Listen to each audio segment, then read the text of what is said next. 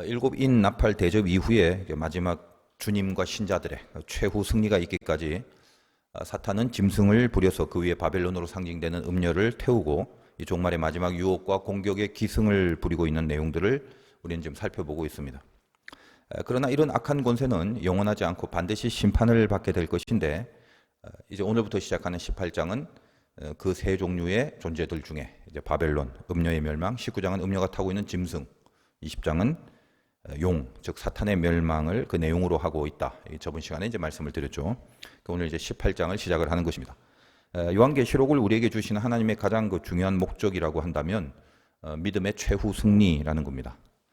그런데 승리라는 게 이렇게 최후에만 중요한가, 최후에만 있는가, 시작에는 승리가 없나? 그리고 요한계시록 말고도 다른 성경에도 승리는 많던데 꼭 계시록에만 승리에 대해서 전하는 건 아닐 건데 등등 여러 가지 생각을 할 수가 있습니다.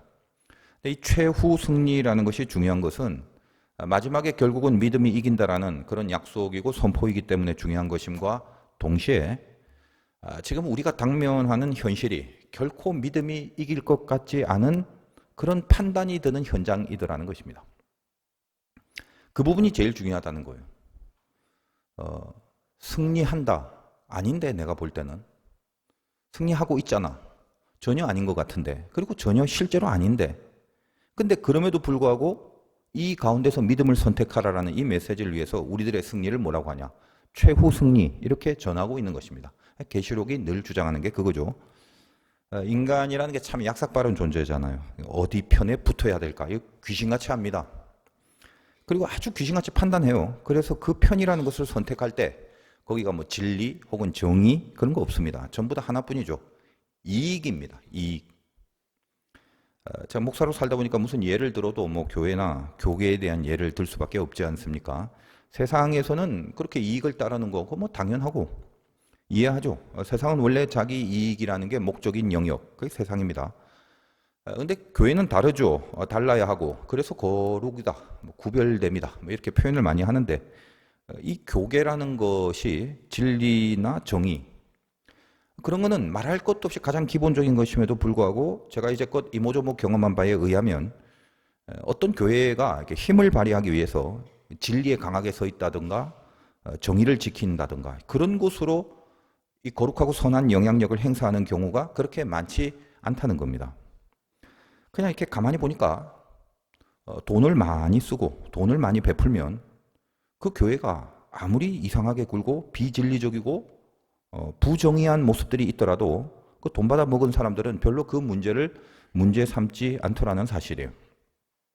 하나님 앞에서 아무리 잘못되더라도 그 돈을 받는 게 제일 중요한 것이기 때문에 그 이익이 제일이기 때문에 아무 말 안 하고 그냥 잘 받아 먹으면서 그 죄나 잘못에 대해서는 함구하고 살아가고 있는 것입니다. 그럴 리가요 하시겠지만 거의 대부분이 그렇습니다. 자, 이런 모습들이 그냥 대강 잠시 생각하고 말아버릴 그런 내용이 아니라 사실 큰일 날 일이거든요. 어디까지 큰일 난데 멸망할 일이에요, 이것이. 성경이 말하는 멸망이라는 게 늘 그렇게 특징이 있습니다. 멸망할 정도면 굉장히 중요한 건데 왜 이렇게 뭔가 큰일 날 것 같은 조짐이나 그런 징조나 증후가 안 보이나? 왜 이렇게 그냥 그대로 흘러가는가? 저도 상당히 답답해했던 내용 중에 하나입니다만 성경이 말하는 멸망의 특징이 뭐냐? 멸망 전에 준비를 안 한다는 사실입니다. 고치지 않아요. 바꾸지 않고 그대로 멸망을 만납니다. 홍수 심판이 오기 전에 그대로 쭉 여전히 시집가고 장가가고 먹고 마시고 있습니다. 제 얘기가 아니라 이렇게 성경에 기록된 내용이에요. 하나님의 아들들이 사람의 딸들을 취하고 살아가는데 지멋대로 지 맘대로 취하고 살아가는데 아무도 그걸 큰일이라고 여기고 이를 악물고 그렇게 안 하려고 그걸 고치거나 바꾸거나 그렇게 안 합니다. 여러분 노아가 방주 만들면서 홍수 심판이 온다고 얼마나 말을 많이 했겠습니까? 자주 들으면 그래도 뭔가 의식은 하고 있었을지 모릅니다. 그러나 이제 내일이 홍수 심판이다. 내일 심판의 날이다라고 했을지라도 저들은 오늘 시집가고 장가가고 하나님의 아들들이 사람의 딸들을 취하고 지 맘대로 행하고 살았을 것이고 여전히 먹고 마시고 하면서 그렇게 살아갔을 것입니다. 어느 편에 서면 이익이 될까? 그것이 모든 판단의 기준이 되어버립니다. 진리, 정의 이런 거는 염두에 두지 않습니다. 그래서 결국은 멸망을 합니다. 이거 그럼 큰일 났네. 어떻게 해야 되나요? 멸망 안 당하는 법이 있나요? 뭐 당연히 말씀을 듣고 그 말씀을 따르고 고치고 바꿔야 되는데 글쎄요. 뭐가 뾰족한 방법이 없습니다. 목사님이라도 좀 어떻게 막을 수 있습니까? 못 막죠. 만약에 제가 혹시 이 종말의 시대에 하나님이 내가 너를 마지막으로 보내는 천사로 만들어주마. 뭐 이래갖고 날개에 붙여주고 말씀 전해주면서 가서 전해라. 멸망하면 안 되잖아. 그래서 제가 사명감을 갖고 막 피를 토하고 외치고 그러면 안 된다고 설교하고 막 날개를 이렇게 파닥거리고 그 관심을 다 모으면서 별짓을 다 해도 멸망받을 사람은 변하지 않고 고치지 않고 그대로 갑니다. 그대로. 그렇다고 이 멸망받은 사람들이 어쩌면 그럴 수 있을까? 얼굴을 쳐다봤더니 막 흉측하고 죄스럽게 생겼느냐? 또 그렇지도 않아요. 그냥 보통 사람들 얼굴하고 동일해요. 웃기도 잘하고 뭐 겸손하게 인사도 굉장히 잘하고 인사도 자주 하고 그래요. 교회를 위하고 하나님 나라를 위하고 열심을 낸다고들 합니다. 그런데 다 걷어 가장 깊은 마음 중심에 뭐가 있는가를 딱 보면 거기에 이익 그게 있어요. 그 이익을 보좌 한가운데 앉혀두고 그 보좌 주변에 몇 가지 신앙적인 툴들을 그냥 놓아둡니다. 그래서 이익이라는 보좌의 주변을 이렇게 봤더니 거기 뭐 기도도 있고 말씀도 있고 사역도 있고 봉사도 있고 직분도 있고 헌신도 있고 심지어는 주님도 그 주변에서 소송이고 있더라는 거예요. 어찌해야 되나? 방법 없습니다. 그저 말씀을 듣고 받을 사람은 받습니다. 말씀을 받고 고칠 사람은 고치고 또 변할 사람은 변합니다.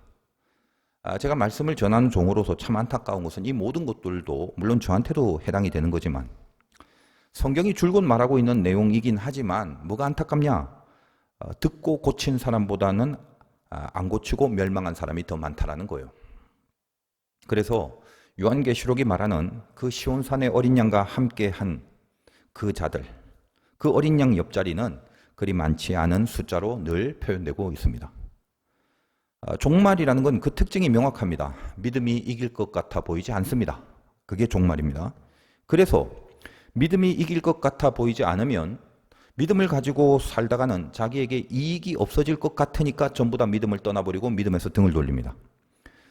그래서 이길 것 같아 보이지 않는 현실에서 마지막까지 그럼에도 하나님 편에 끝까지 서 있는 자들, 그들이 이제 계시록 14장에 표현된 어린 양과 함께 시온산에 거하는 자들이 되는 겁니다. 그들이 남은 자들이고 그들이 승리자가 되고 최후 승리를 이루는 거죠.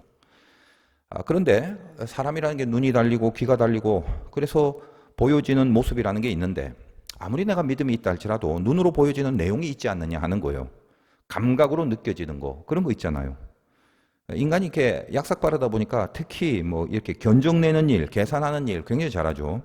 탁 보면 이렇게 대강 계산이 나옵니다. 주님이 빌립에게 탁 보니까 답이 나오냐 그러시죠. 한번 제가 좀 이제 재밌게 표현한 겁니다. 주님 바로 나오죠. 딱 계산해 보니까 200데나리온 부족하네. 딱 나온다 이 말이에요. 그게 인간이에요. 오병이어 사건은 그렇게 시작됩니다. 그 계산을 넘어선 사건을 보여주는 거죠. 오병이어를 들고 하늘을 우러러 축사하시고 나누게 하십니다. 12제자들이 군중 안에 들어가서 나누어 줬겠죠.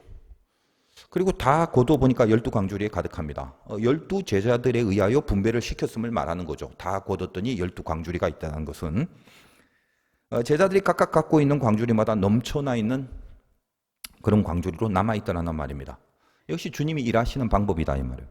여러분이 예수님의 일하시는 방법을 보면 예를 들어 뭐 구약 시대의 그 만나처럼 하늘에서 막 떡을 막 확 떨어뜨리시고 막 바람결에 물고기도 막 날려 보내주시고 그러면은 뭔가 이렇게 그 환상을 보면 좀 더 놀랍고 굉장히 황홀한 기적으로 그렇게 남게 되지 않겠습니까?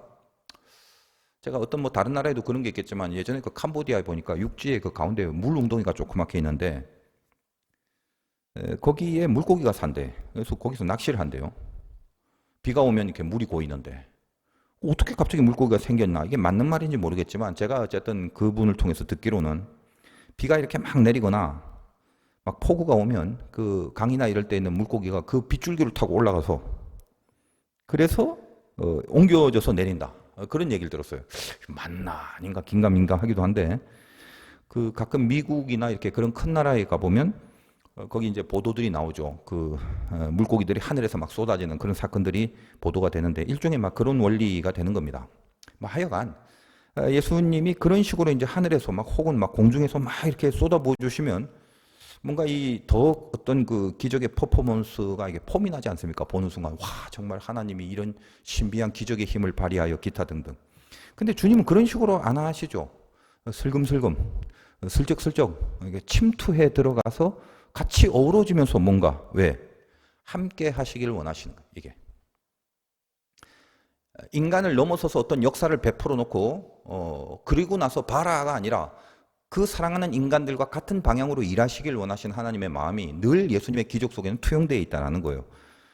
그러니까 베푸신 은혜 그리고 그에 반응하는 인간의 의지 내가 하나님을 향하여 하늘을 향해 축사했으니 저들을 먹여야 되는 이 사역에 너희들이 동참해라. 그래서 각각 흩어져서 그때까지 저들의 믿음이 얼마나 어느 정도였는지 모르겠지만 같이 그 믿음의 현장을 공유하는 나누면 나눌수록 끊어지지 않고 떨어지지 않는 모습을 보면서 그 모두가 그리고 군중들 전부가 어떻게 그 하나님의 영광에 대해서 찬양을 하지 않을 수가 있었겠습니까? 그렇게 제자들이 이 일에 동참하고 하나님은 은혜를 주시고 그리고 그 은혜에 반응하는 모습을 함께 세팅하는 방법으로 그렇게 일을 하신다. 이 기적을 그들의 현실과 현장 안에서 자연스럽게 만나기를 원하시는 하나님의 마음이죠. 자, 이제 이런 원리들을 이 악한 것들을 심판할 때도 마찬가지로 적용하십니다. 믿음을 스스로 만들어서 세워지게 하듯이 그 심판도 스스로 당하여 자멸하게 하십니다. 방향은 반대지만 원리가 같죠. 저번 시간에 이 악한 권세의 그 자멸함에 대해서 살펴보지 않았습니까? 내분을 일으켜서 멸망케 합니다. 그 거대한 로마가 멸망한 이유 중에 하나도 역사 속에 알지만 어떤 다른 큰 나라가 공격을 해서 무너진 게 아닙니다. 로마가 무너진 가장 중요한 이유가 뭐예요? 내부적 정치의 부패와 타락, 그것 때문이거든요. 악의 권세라는 게 그렇게 심판당하는 것입니다. 역사 현실 속에서도 그렇게 보여줬고 너희들이 보기에 이렇게 악이 이기는 것 같은 이유가 뭐냐? 그 뻔하지 않냐? 니들이 겉으로 볼 때 눈, 코, 귀가 달렸으니까 그 감각을 통해서 견적을 내보면 그 악이라는 게 굉장히 세고 커 보이잖아. 봐, 열불, 일곱 머리 이런 거, 이런 짐승들 그리고 용, 음녀 이런 것들을 어떻게 이길 수 있냐? 그런 생각이 들겠지. 그래서 못 이긴다고 판단을 하니까 내가 갖고 있는 믿음이 그걸 이길 것 같아 보이지 않는다고 하는 거잖아. 그러니까 내가 가르쳐 줄게.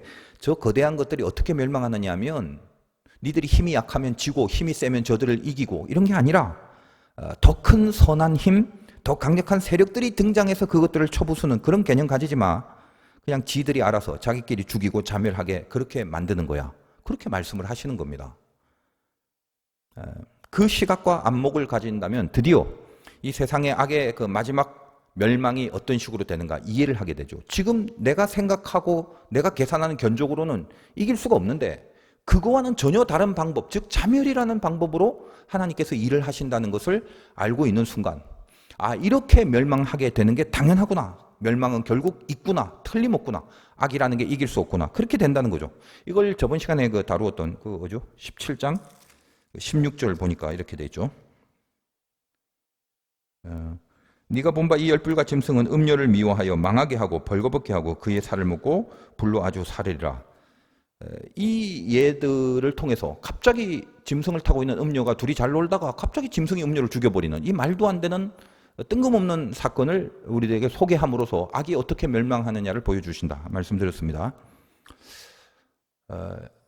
이 예를 이 구약의 역사 현실 속에서 다시 한번 우리 교훈으로 조금 구체적으로 우리가 좀 살펴봐야 될 내용은 저번 시간에도 말씀드렸던 히스기야의 그 시대의 아수르의 침공을 할 때의 그 사건을 생각해 보면 됩니다. 아수르의 그 거대한 힘이 스스로 자멸하는 역사가 있지 않습니까? 이것은 이제 기드온과 미디안의 싸움에서 동일하다 이렇게 설명을 해드렸고 이스라엘은 손 하나 된 게 없는데 물론 이제 손댈 만한 힘도 없지만 적들이 너무 크고 거대하거든. 근데 전적으로 하나님이 이기게 하시죠. 그들이 스스로 자멸하는 그런 방법을 하나님께서 사용하셨습니다. 이제 오늘 조금 더 한번 생각해 보자는 거예요. 저번 시간에 그 말씀을 드렸지만 그렇게 승리하게 해주시는 이유가 뭔가? 왜 하나님은 악을 심판할 때 더 큰 힘을 동원해서 부셔버리지 않으시고 악이 알아서 스스로 자멸하게 하시나? 뭐 지금까지 제가 뭐라고 그랬습니까? 겉으로 보여지는 부분에서 도무지 이길 것 같지 않다는 판단이 들 것이고 우리는 그럼에도 이길 수 있다면 그것은 저들이 스스로 멸망하면 되는 것이기 때문에 결국은 악은 멸망당하는 것을 이해시키려고 사용한 하나님의 방법이라고 했습니다. 이것이 이제 대전제예요. 그 전제를 두고 그 전제 속에 들어가 있는 그럼에도 그렇게 자멸케 하시는 하나님의 어떤 그 구체적인 메시지, 이유가 있을 것인데 두 가지의 분명한 메시지가 있습니다. 여기가 이제 중요한데 첫째는 뭐냐면 내가 해야 할 게 뭔지 이걸 분명히 해 주시려고 하는 것입니다.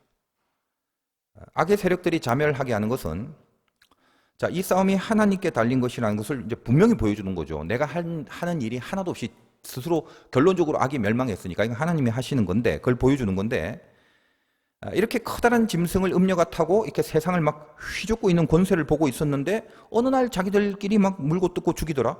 그럼 무슨 생각을 하게 하나요? 내가 저들보다 어떤 선한 힘이 더 세고 능력이 출중해서 저들을 이기게 되는 것이 아니라 과연 정말 그렇구나. 하나님이 다 해주신 싸움이구나라고 바로 인식을 하게 되는 거죠. 그렇다면 하나님은 정말 위대한 분이시구나라는 찬양과 감탄으로 끝나는 게 아니라 자, 하나님이 이렇게 다 해주신대. 그러면 너는 뭐 할 건데? 이 질문이 들어와야 된다는 거예요.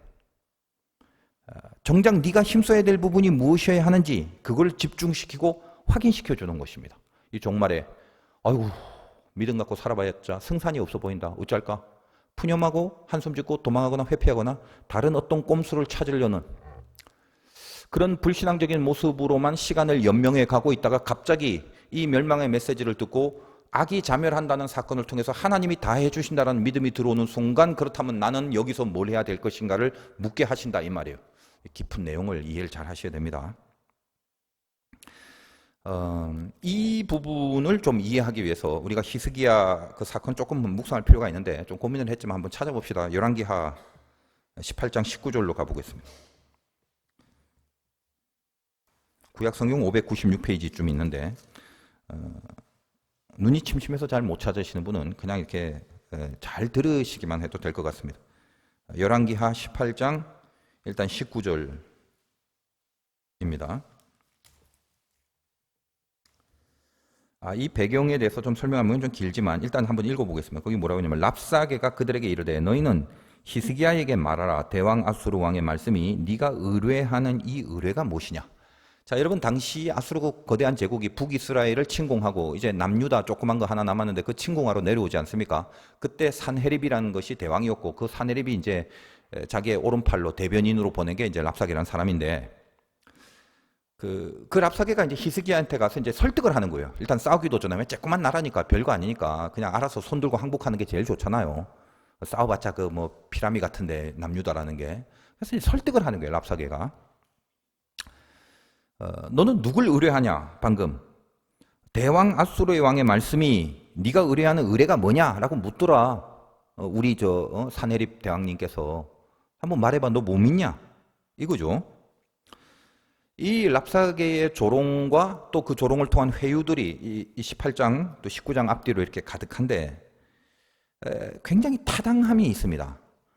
물론 이제 아수르 제왕인 산헤립의 대변자로 나설 정도니까 그 말빨이 뭐 오죽하겠어요. 그래서 방금 읽은 이 18장 19절 이하를 이렇게 읽어보면 천천히 곰곰이 읽어보면 저도 설득이 당할 것 같아요. 이게 랍사게하고 잎사게하고 말 발음이 비슷한데 하여간 최고의 이 잎사게입니다. 그러니까 이 멘트들을 요약을 하자면 그거예요. 히스기야야, 너 지금 힘들지? 너 지금 의뢰하고 싶지? 누군가 의지하고 싶지? 내가 안다. 응? 네가 나름대로 아무리 파이팅하고 그래도 군사력이나 능력 자체가 그 뻔한데 너도 잘 알잖아. 싸움이 안 된다는 건 알지 않냐? 지금 이 내용들입니다. 이 뒤에가 제가 요약을 해드리면 그렇다면 네가 힘이 약하니까 뭐 애굽 믿으려고 그러지 너 지금? 응? 애굽을 가면은 애굽의 힘을 얻으면 뭐 이길 것 같고 그렇지? 그러면 너는 애굽의 종이 돼야 돼. 근데 너 바로가 누군데 그걸 공짜로 너를 도와주겠냐? 잘 생각해봐. 네가 애굽을 의지하는 순간 너는 그냥 공짜로 그 힘을 얻는 게 아니야. 그렇다면 네가 마지막으로 뭐 신앙인이라며 하나님 믿는다며 그 하나님 그 내가 잘 알긴 알겠는데 북이스라엘은 하나님 안 믿었냐? 그 북이스라엘도 하나님 잘 믿었잖아. 근데 어떻게 됐다? 다 내 밑에 들어왔고 그 나라 우리가 접수했어. 너희만 남았는데 너희는 동일하게 하나님을 믿지만 북이스라엘보다 세력이 훨씬 더 약한데 말이다. 결국 너희들이 왜 우리 밑에 들어오지 못하겠냐 이 말이지. 그러니까 북이스라엘도 그랬으니까 너희도 하나님 믿으니까 이거 가만 생각해보면 이게 다 하나님의 뜻이 있어서 그런 거 아니더냐. 그러니까 항복해라. 이렇게 얘기를 하는 거예요. 랍사게가. 읽어보면 그렇게 나와요. 논리가 그런 거죠. 그냥 뭔가 이렇게 빠져들어. 막 뭔가 빠져들고 정말 그렇네 하는 그 끄떡여지는 설득력을 가지고 있는 것입니다. 그런데 여기서 이제 히스기야의 모습을 보면 열왕기하 19장에 이제 여기에 대한 반응으로 어떻게 하냐면 1절에 보니까 히스기야 왕이 듣고 옷을 찢고 굵은 별들로 여호와의 전에 들어가며 성전을 찾아갑니다. 그리고 이제 4절 보면 랍사게가 그의 주 아수르 왕의 보냄을 받고 와서 살아계신 하나님을 비방하였으니 당신의 하나님 여호와께서 혹시 그의 말을 들으셨을지라. 당신의 하나님 여호와께서 그 들으신 말 때문에 꾸짖으실 듯하니 당신이 남아있는 자들 위하여 기도하소서. 이 말이 뭐 다 읽어볼 수는 없고 이런 거예요. 4절에서 그 6절까지가 이제 성전에 들어가서 기도를 하면서 선지자 이사야에게 하나님의 말씀을 듣습니다. 이 코스를 잘 보라고. 하나님 앞에 찾아가서 말씀을 먼저 듣고 그리고 이제 14절부터 19절 열왕기하 19장 14절부터 19절까지 그 유명한 기도. 14절에 보니까 히스기야가 사자의 손에 편지를 받아놓고 여호와의 성전에 올라가 히스기야 그 편지를 요 앞에 펴놓고 그 앞에서 히스기야가 기도하여 이르되 그 이름들을 위하여 계신 이스라엘 하나님 여호와여 주는 천하만국의 홀로 하나님이시라. 이렇게 이제 기도를 하기 시작합니다. 결론은 어떻게 되냐면 그 19장 35절 이하를 보면 이 밤에 여호와의 사자가 나와서 아수르 진영에서 군사 18만 5천 명을 친지라. 아침에 일찍 일어나 보니 다 송장이 되었더라. 아수르 왕 사네립이 떠나 돌아가서 니느웨에 거주하더니 그가 그의 신 니스록의 신전에서 경배할 때에 아드라멜렉과 사레셀이 그를 칼로 쳐 죽이고 아라라 땅으로 그들이 도망하며 그 아들 에살핫돈이 대신하여 왕이 되니라. 결국 이제 성전을 찾아가고 하나님의 말씀을 선지자로 하여금 듣고 그 말씀 위에 기도를 하고 그랬더니 어떻게 됩니까? 방금 이야기한 것처럼 18만 5천이라는 군대가 자멸해버려요. 스스로. 하나님께서 손을 대주셔서 그냥 오밤중에 다 송장이 돼버려요. 당시 세계사적으로도 이거는 굉장히 기가 막힌 사건이에요. 그 조그만 남유다를 멸망시키지 못한 여러분 그 어느 나라를 가나 뭐 박물관이나 뭐 세계사 책 같은 걸 보면 아수르 제국의 문명, 페르시아 제국의 문명, 바벨론 제국의 문명 이런 게 제국의 문명들이 많은데 당시 가장 거대했던 아수르가 고대 중동 일대에 손대지 못했던 유일한 독보적인 나라 남유다였다는 거예요. 신비한 일이죠. 그리고 그렇게 그 일을 통해서 그때 아수르 제왕인 사네립이 더 이상 18만 5천이나 거기서 떼죽음을 당했으니 그 집에 가야지. 가서 죽습니다. 거기에 이제 칼을 들어 친 자가 아드람멜, 뭐 사레셀, 뭐 에살하솔 나오는데 이 애들 다 누구냐면 걔 아들이에요. 사네립의 아들들. 지 아들에 의하여 칼로 죽임을 당합니다. 이게 하나님의 방법이다 이 말이에요. 그러니까 자, 이 흐름 속에서 여러분 이제 중요하게 붙들어야 될 게 뭐냐면 얼마나 하나님이 세냐. 이거보다 히스기야의 기도가 얼마만큼 신자로서 중요하고 절대적인 방법이었는가를 가르쳐주는 거죠. 아까 그 교훈 중에 첫 번째가 뭐라고요? 내가 분명히 해야 될 게 뭔가를 가르쳐주시는 섭리. 하나님이 다 해주시니까 너 뭐 할 거냐? 땅콩 까먹으면서 누워서 TV만 보고 있을 거냐? 하나님이 다 해주시니까 네가 해야 될 것은 엄한 짓 하지 말고 영적인 기도에 매진하는 거 그거 하라는 거죠. 하나님이 해주신다는 게 뭐예요? 내가 할 일을 집중할 수 있게 해주신다는 거지. 신앙의 모습 거기에 집중해라. 다시 믿음으로 지켜야 될 원칙들 또 기도와 말씀의 삶들 이런 거를 분명하고 강력하게 지켜나가라는 말입니다. 이걸 지금 우리에게 적용하면 동일하죠. 이길 수 없게 보이는 그런 영적 문제들이 있어요. 세상의 문제도 마찬가지죠. 그러면 너도 이 이길 수 없는 문제 앞에서 하나님 편에 안 서고 세상의 이익 편에 설 거냐?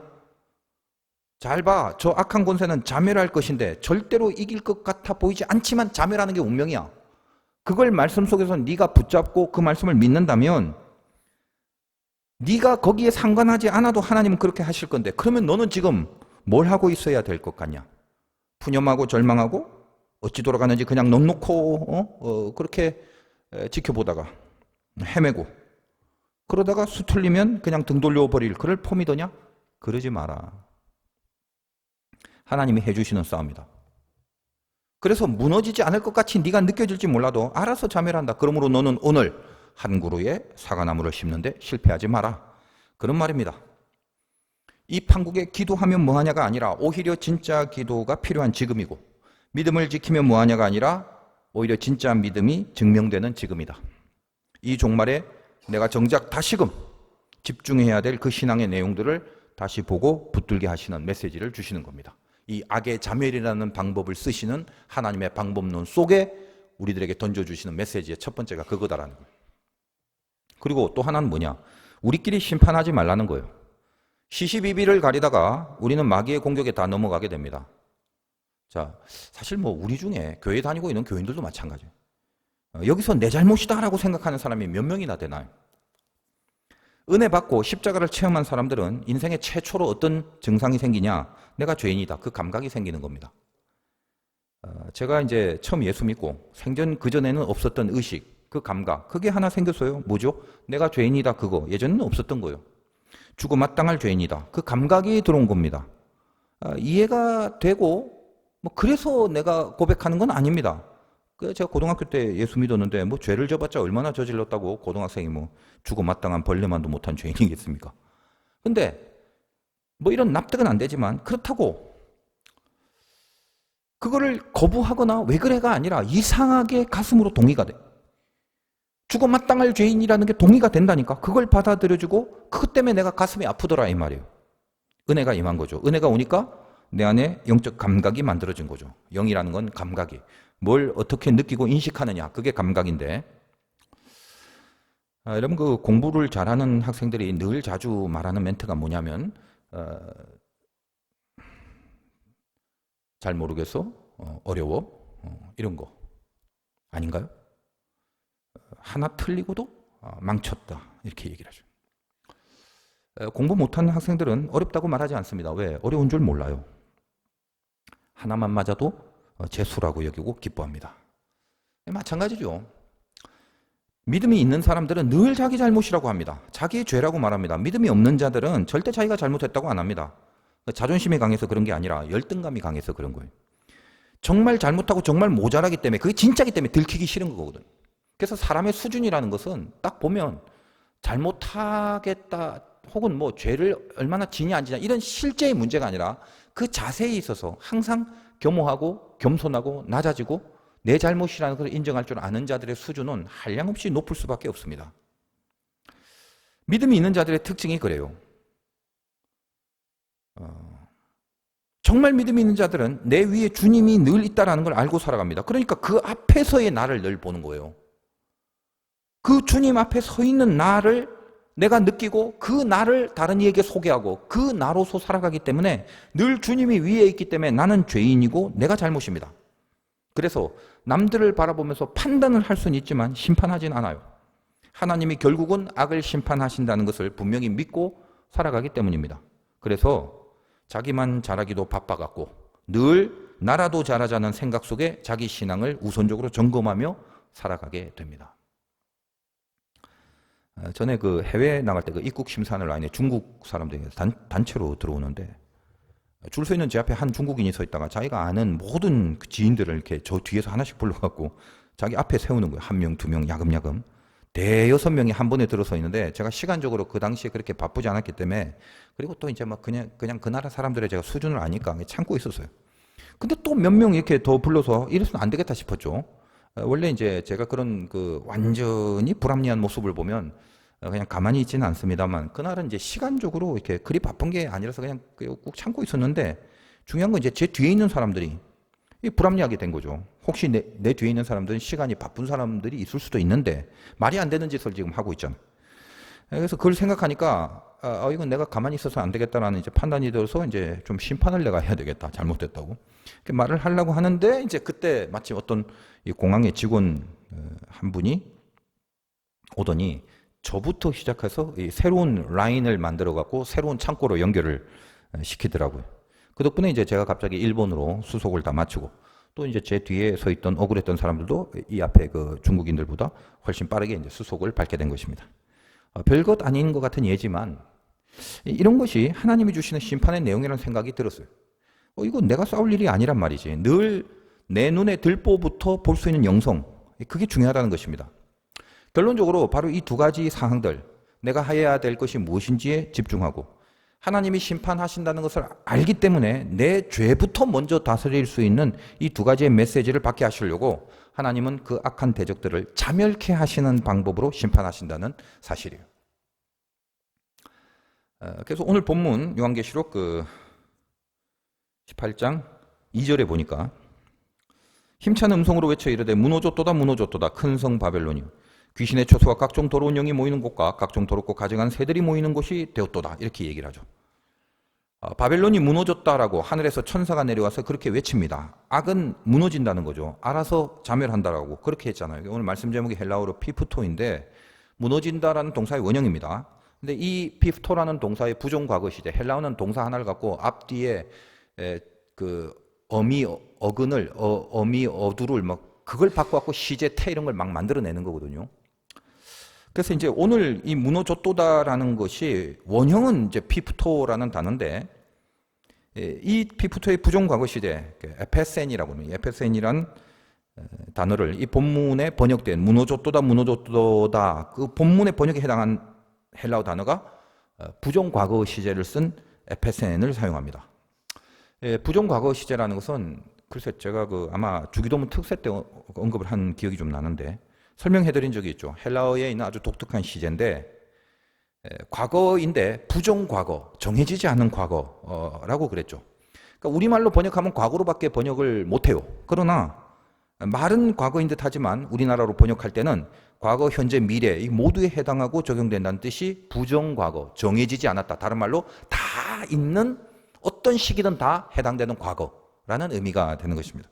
그러니까 무너졌도다라고 하면서 우리말로 이제 과거로 번역한 꼴이지만 헬라어로 부정과거 시제를 번역한 거니까 과거에 이미 무너졌는데 지금은 어때라고 하면 지금도 무너져 있는 것이고, 그럼 미래는 어때라고 물으면 미래도 무너져 있는 것입니다. 그 개념을 갖고 있습니다.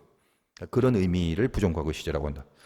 이것은 이제 하나님의 섭리를 말할 때 참으로 많이 사용되는 시제가 됩니다. 그러니까 하나님의 섭리의 내용과 특징이 그런 게 있잖아요.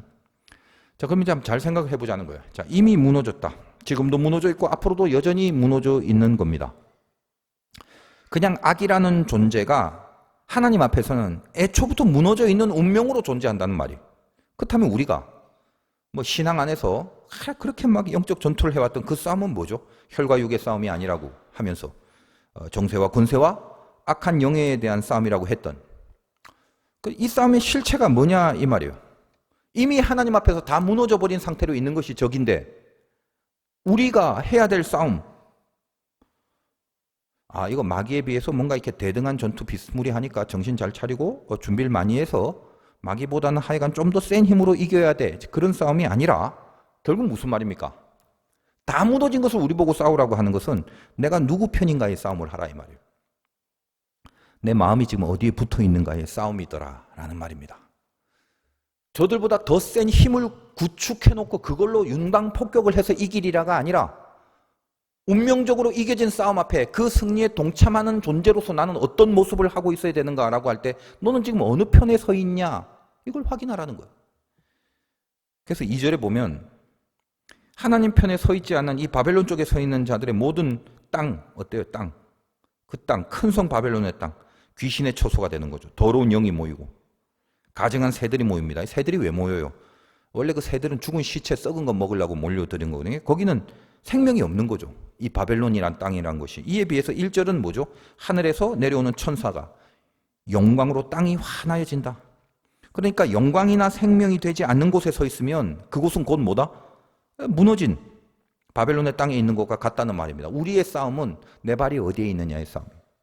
내 마음이 어느 편에 지금 들어가 있느냐, 영광의 환한 빛에 있느냐, 이 더럽고 썩어져가는 이 가증한 새들이 있는 이 바벨론에 있느냐, 어디에 있느냐를 놓고 우리의 싸움이 벌어지는 것. 영광이나 생명이 되지 않는 곳에 서 있으면 결국 그거는 결국 무너진 영적으로 이 바벨론의 땅에 있는 것과 같다라는 말이에요. 그럼 지금 내가 서 있는 땅이 어딘가 확인하셔야죠. 여러분 하나님 편에 있는 건 맞나요? 아니면 바벨론 땅에 서 있는가요? 여러분이 지금 같은 공간에 있다고 해서 여러분이 밟고 있는 땅이 뭐 바벨론이거나 하늘의 영광의 땅이거나 이러지 않습니다. 이거 영적인 거예요. 여기 혹시 있는 분들 중에도 자기가 밟고 있는 땅이 서로 다를 수가 있어. 지금 내가 서 있는 땅이 어딘지 확인하라는 거예요. 하나님 편에 있는 건 맞느냐?